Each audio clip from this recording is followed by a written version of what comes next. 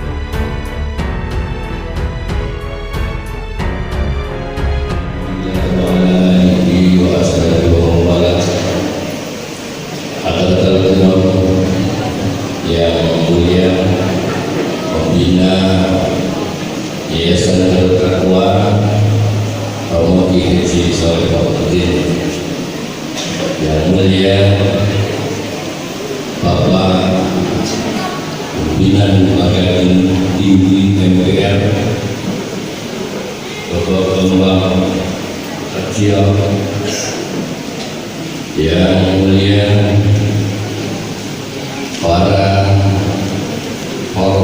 pembina forum komunikasi pimpinan daerah, yang mulia para romo, biksu, arsu, dan para pendeta tokoh agama yang hadir di majelis ini, para rombongan dari MPR, para dewan guru dan dosen yang berada di lingkungan Yayasan Darul Taqwa,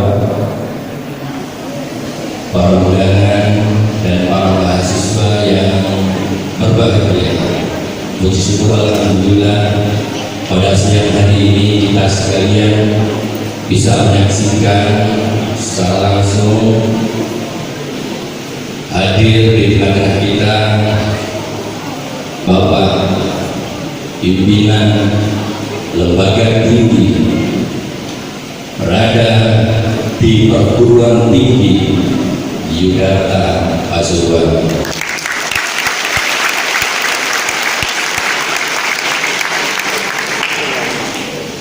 Keduanya memiliki kata-kata tinggi. Alhamdulillah, saya sangat bangga dan berterima kasih dan mengucapkan salam hormat yang setinggi-tingginya kepada Bapak Pimpinan MPR Republik Indonesia yang berkenan hadir di tengah-tengah Universitas Yudharta Pasuruan pada siang hari ini. Keduanya merupakan lembaga tinggi yang akan berpengaruh sangat besar terhadap perkembangan bangsa Indonesia ini. Kalau anak didik kita lahir dengan pendidikan yang tinggi dan mengisi lembaga tinggi yang berada di negara Republik Indonesia, insya Allah Indonesia akan jaya selamanya. Insya Allah Indonesia akan menjadi pemimpin dunia. Generasi mahasiswa adalah generasi masa depan. Maka sepatutnya kita hargai, kita hormati pendahulu kita, karena kita masih di dalam suasana 17 Agustus 2020 yang belum lama.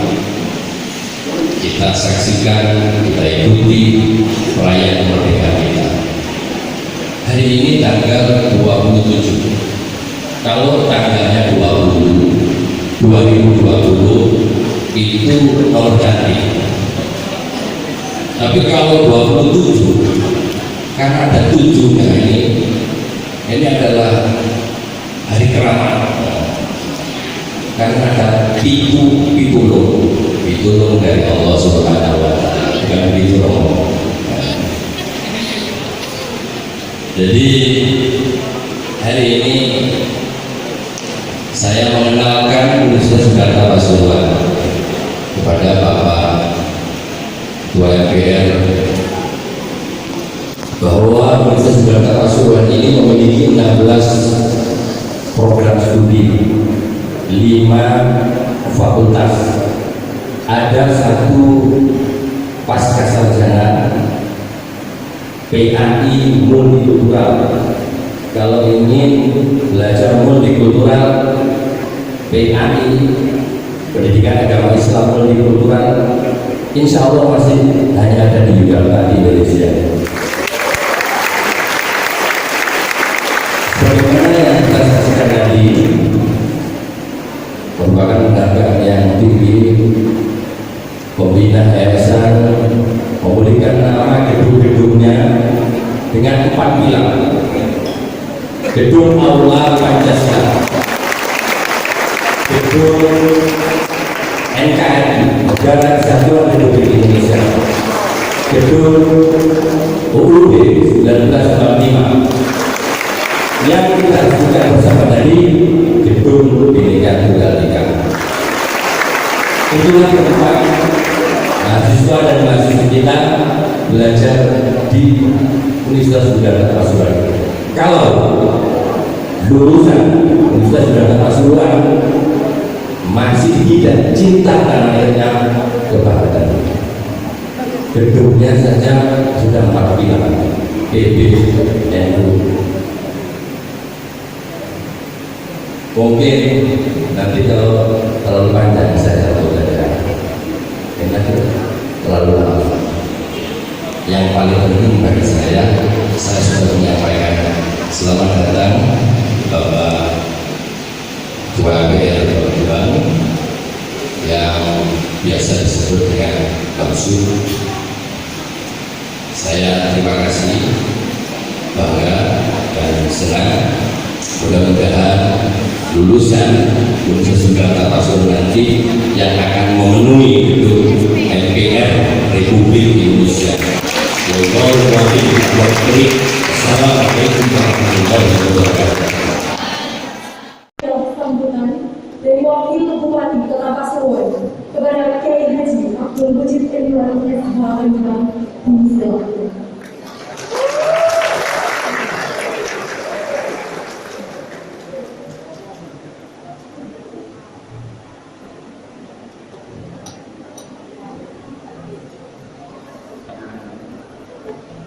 Assalamualaikum warahmatullahi wabarakatuh.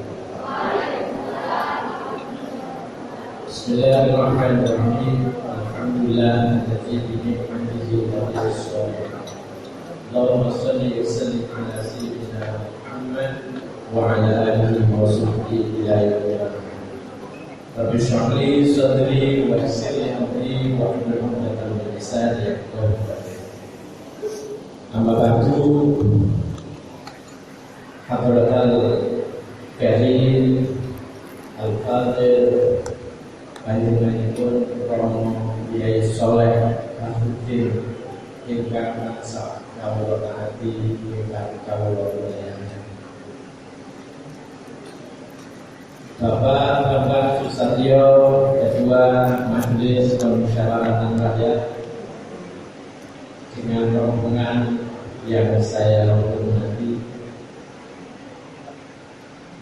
para tokoh agama, romo, pendeta, dan yang lain semuanya yang saya hormati. Ketua Rektor dan Wakil Rektor 1, 2, 3, semuanya yang saya hormati. Para pengurus pondok pesantren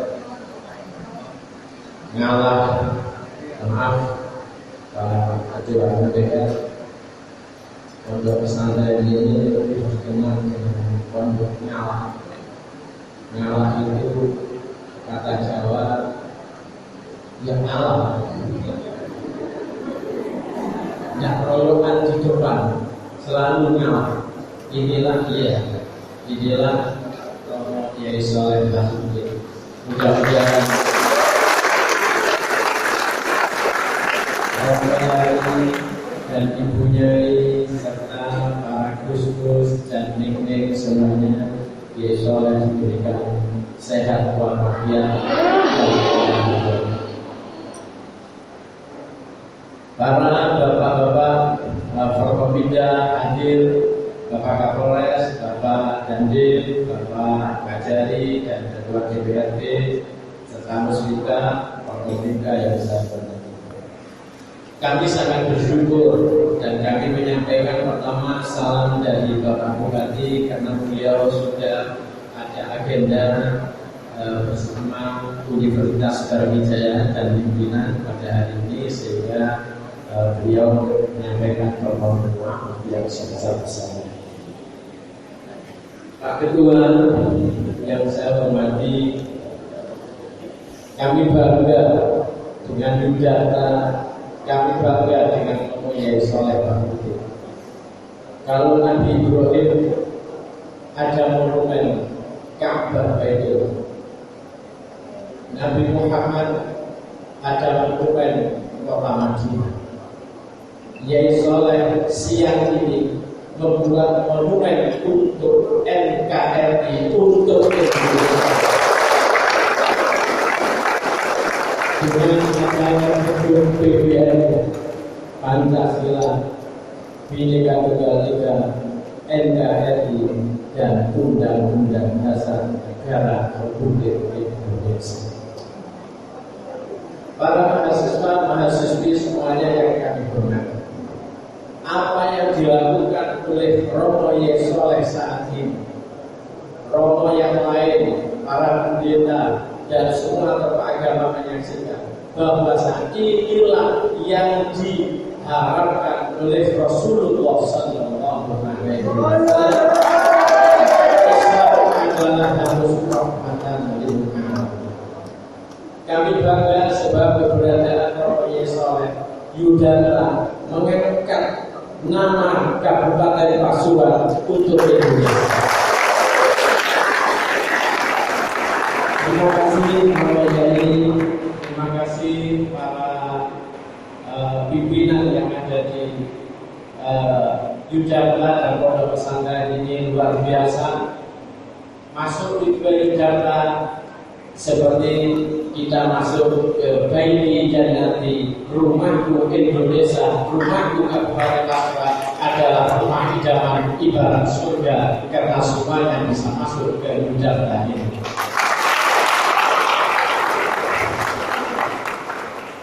Pak Barsur, kalau sosialisasi Pak Pilar ini saya teringat dulu saya masuk di pimpinan sosialisasi putusan MPR juga bersama Pak Fatani dan Pak Saifuddin, Lukman Saifuddin dan Pak Mahmud MD, juga Pak Tami Kemanfaat 2004-2009. Alhamdulillah dengan perubahan Undang-Undang Dasar 1945 Alhamdulillah santri-santri sekarang sudah bisa menjadi bupati, menjadi gubernur, menjadi ketua DPRD, menjadi wakil presiden. Itu berkat perubahan Undang-Undang Dasar Negara Republik Indonesia. Alhamdulillah, dengan perubahan Undang-Undang Dasar itu, maka masa jabatan presiden dan wakil presiden dibatasi hanya 2 kali. Kalau tidak dirubah, insya Allah Pak Harto sampai mati pada waktu itu. Alhamdulillah 21 Juli 1998 Pak Harto mengundurkan diri karena ditekan oleh masyarakat dan bangsa Indonesia. Alhamdulillah, ada otonomi daerah adalah berkat perubahan Undang-Undang Dasar dengan model itu. Terima kasih Pak Ketua MPR yang langsung datang sendiri ke Pasuruan. Kehadiran panjenengan ini sangat mengangkat nama Kabupaten Pasuruan, bukan hanya Jawa, tapi Kabupaten Pasuruan. Terima kasih.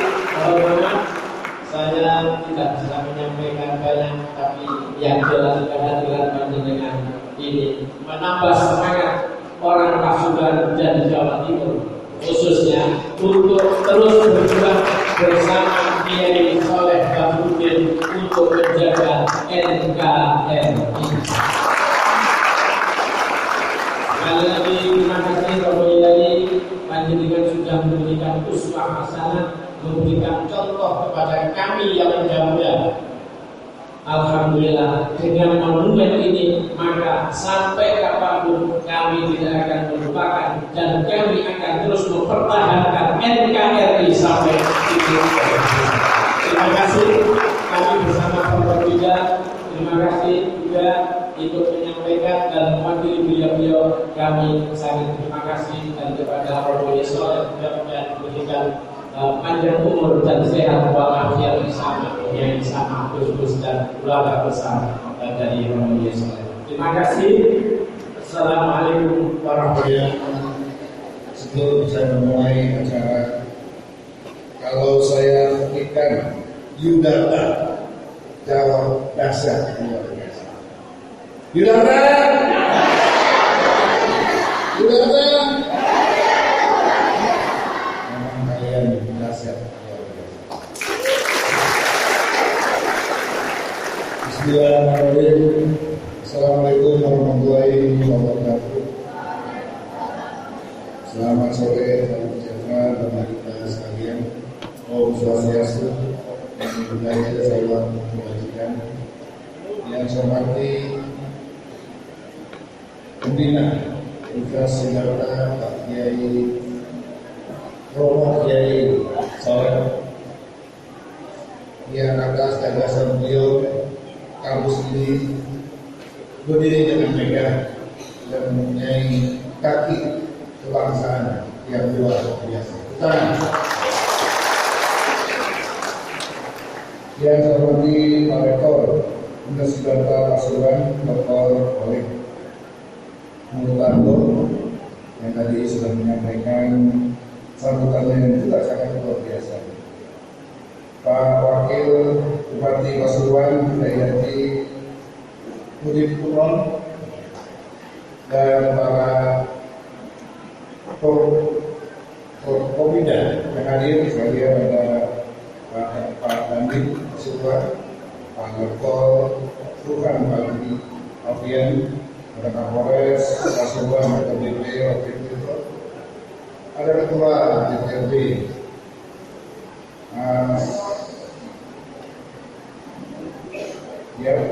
kemudian juga hadir sekalian ada Pak Kajati dan para pemuka agama yang beragam. Inilah wajah Indonesia kita. Inilah wajah yang harus kita jaga dalam puluhan ribuan tahun ke depan. Kalau semua pemuka agama, pemeluk agama, oleh menghormati, maka kita tidak seperti Uni Soviet dan negara-negara lainnya yang kini sudah hilang dalam peta dunia. Kita bersyukur bahwa Indonesia adalah pendiri bangsa kita yang berkelahi filsafat Pancasila, di mana dalam Pancasila itu Pancasila 5 silanya kita diminta menjaga keutuhan NKRI, menjaga kebinekaan kita, menjaga konsistennya jadi Undang-Undang Dasar 1945 kita dan lain-lain. Pertama-tama saya bangga dan senang bisa hadir di tengah-tengah Bapak Ibu sekalian dan adik-adik sekalian. Saya sejak masuk ke kampus ini takjub luar biasa. Saya gedung Undang-Undang Dasar 1945. Saya lihat ada gedung NKRI. Saya lihat ada gedung Bhinneka Tunggal Ika yang tadi kita resmikan. Saya lihat ada gedung Pancasila. Jadi luar biasa. Mudah-mudahan ini juga menginspirasi bagi tokoh-tokoh lainnya di wilayah yang lain, wilayah Pasuruan dan juga wilayah-wilayah lainnya.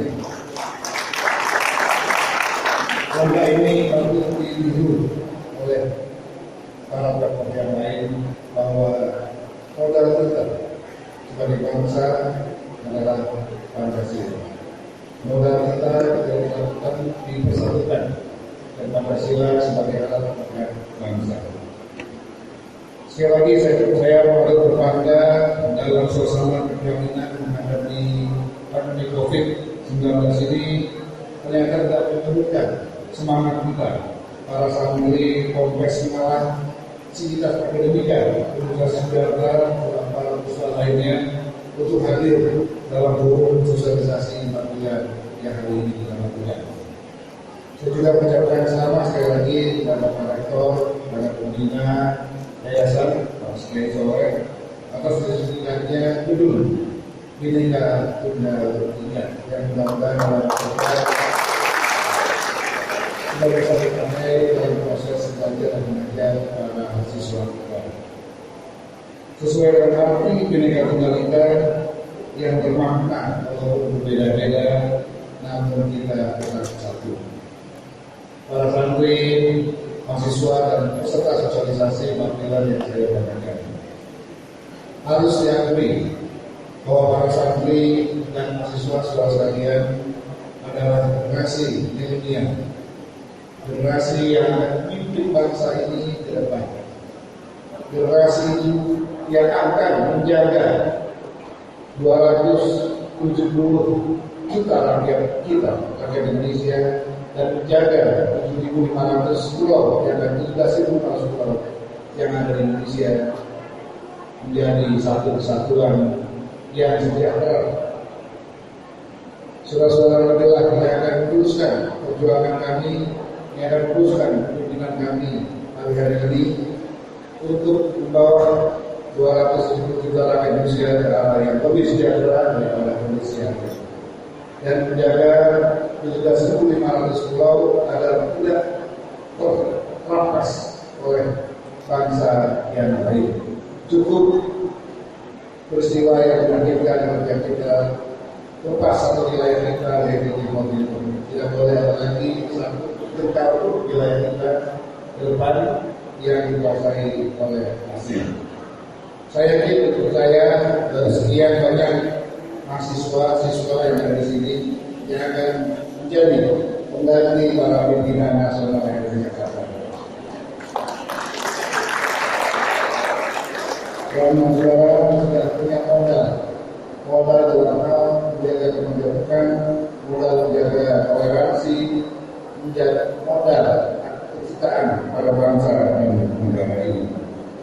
Saudara sekalian, dalam sejarah perjalanan bangsa Indonesia, peran santri sebagai elemen pemuda bangsa tidak pernah kita lakukan, baik pada masa perjuangan kemerdekaan maupun pada periode isi kemerdekaan. Saat ini ada kurang lebih 18 juta santri yang tersebar di seluruh penjuru Nusantara. 5 juta di antaranya santri muslim yang menempati Bobolan itu 994 pesantren. Tentunya para santri adalah aset penting bagi bangsa Indonesia. Dan banyak juga pemimpin yang lahir dari santri, yang lahir dari kampus agama yang menjadi pemimpin nasional saat ini. Contohnya Wakil Presiden kita. Benar saya sampaikan oleh Satu Wakil Indonesia bahwa Undang-Undang Dasar 1945 telah memberi ruang pada kita semua untuk menjadi apa saja di negeri ini. Menjadi anggota DPR, bupati, wali kota, gubernur, masuk dari tentara, menjadi polisi, menjadi jaksa, semua terbuka lebar tanpa memandang ras, tanpa melihat rambut lurus atau politik, tanpa melihat kulit hitam atau putih, tanpa melihat asal usul suku mana. Itu adalah yang menjadi bangsa. Berbanggalah kita menjadi orang Indonesia karena kita termasuk negara terbesar 7 negara besar dunia dengan luas lautan yang begitu luar biasa. Dan kita dalam suasana pandemi COVID ini dinilai dan diprediksi oleh Bank Dunia termasuk dari 5 negara yang mampu bertahan dalam krisis pandemi ini. Kenapa? Karena kita memiliki sumber daya alam, sumber daya laut yang luar biasa.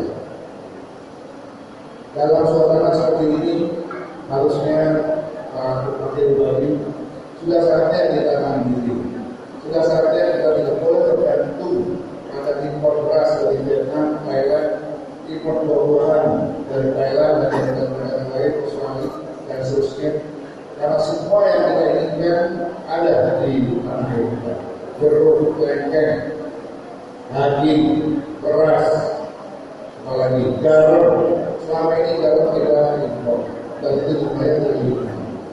Daging kita impor, beras apalagi, kelengkeng pun wakil wakil kita impor.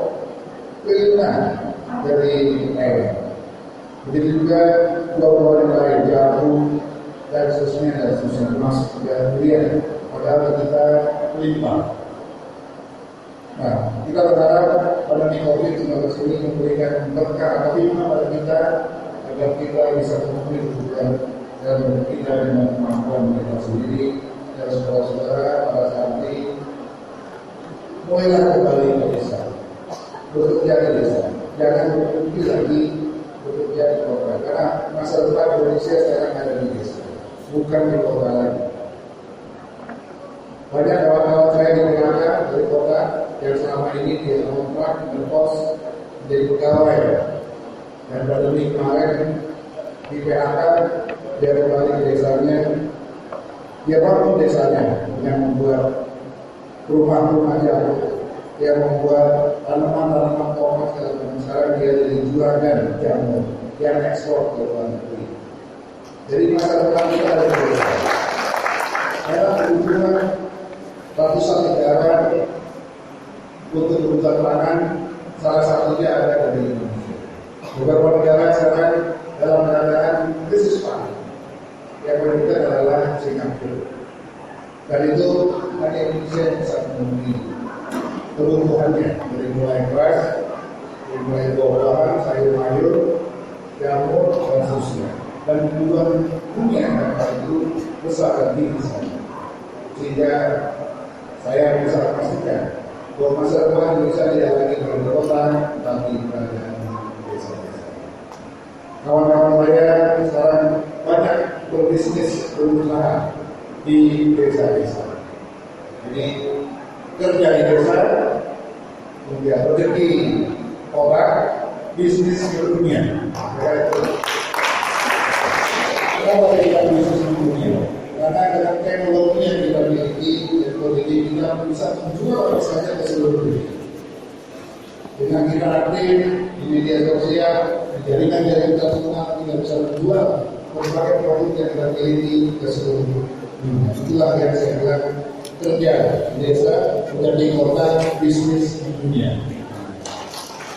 Hari ini kalau saya kembali ke desa menjual baju batik, sekarang bisa sudah mendunia, sudah dipesan dan dia memenuhi pesanan dari berbagai belahan dunia, masuk dalam walaupun dalam masa krisis, tapi di sana pada baju batik dan kebutuhan lainnya masih sangat tinggi. Para santri, siswa dan para peserta sosialisasi tampilan yang saya hormati. Dewasa ini tantangan kebangsaan muncul dari berbagai dimensi. Dulu tantangan kita adalah PKI. Kemudian bergeser tantangan kita adalah beragam radikalisme. Dan sekarang yang paling mengancam kita adalah narkoba dan kehidupan seks bebas atau organisasi yang mau. Sebagaimana kita ketahui bahwa kesenjangan sosial hari ini telah mendorong banyak pihak kemudian lari mencari mimpi, dan itu kemudian mereka dapatkan dalam konten-konten yang ada di HP. Ditawarkan 7 bidadari, makanan yang melimpah, sehingga banyak yang kemudian tergiur dan tersihir dengan bunuh diri. Kalau bunuh diri, dia akan menemukan surga. Memang hari ini kuantitas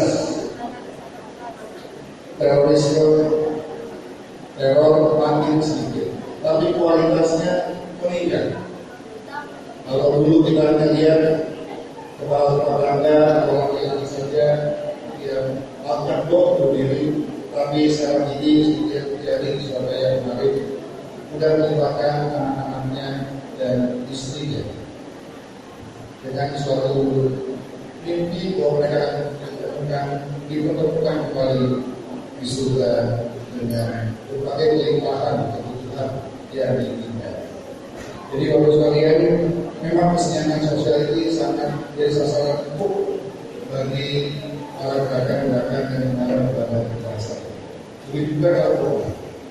Bukan kalau penasaran, sekarang orang bermimpi hidup senang, merupakan kesusahan senang, kemudian mati dengan narkoba. Tingkat pemakaian narkoba pada ini semakin meningkat. Tidak saja menyerang orang dewasa, juga menyerang anak kecil, anak kita yang bertumbuh.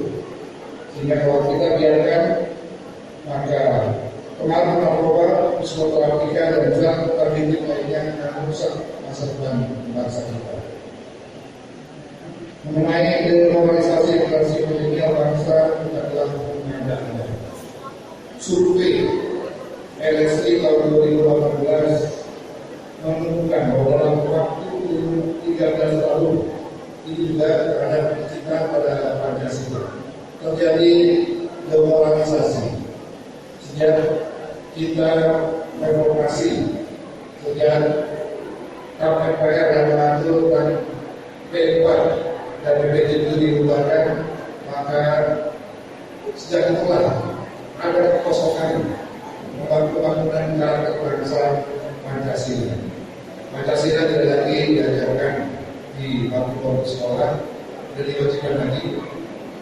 Apa yang terjadi kemudian kembali bisa diulang sana. Hampir wajib surveinya.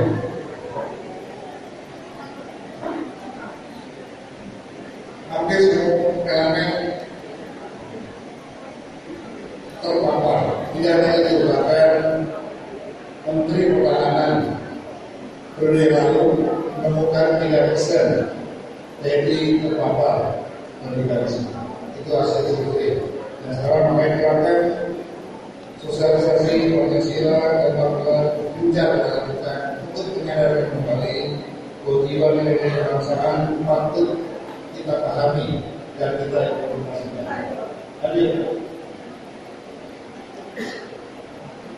Lanjut lagi. Lanjut.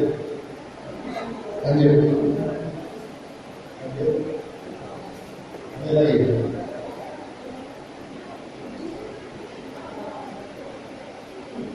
63% guru memiliki opini intoleran terhadap agama lain. Ini sumbernya PPIN UIN, Universitas Islam Nasional 2018. 3% anggota TNI terpapar ekstremisme.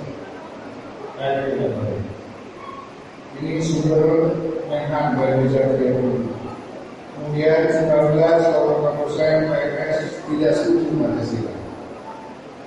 36,5% mahasiswa kampus Islam setuju dan 7 kampus Islam terpapar ekstremisme agama. Ini survei BNPT. Nah, kemudian apa yang terjadi lalu kita lihatkan gambar yang kemajuan yang dicapai oleh Indonesia. Dan gambar kedua.